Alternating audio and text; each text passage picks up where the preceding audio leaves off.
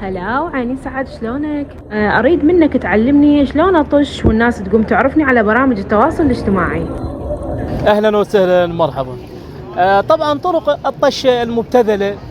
قدرين تطشين انه انت تصعدين بث وشخصيه تافهه على التيك توك وتسولفون بعض الكلام، الايحاءات وغيرها، ممكن انه يصعد حسابك. او تنشرين صور بها نفخ الاستعراض لبعض المناطق، هم راح تصعدين. او تسوين روحك خبله انه مستقبلا وتخلصينها رقص على التيك توك، وبعدين تتطورين تنشرين بالملاهي ايضا.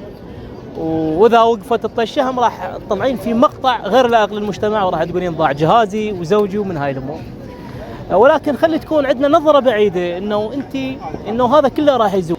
اذا جاك ابنك تكبرين وراح يقول لك او عيروه اصدقائه وقالوا له شوف امك، شوف هاي المقاطع مالتها، راح تقولي له ايام طيش.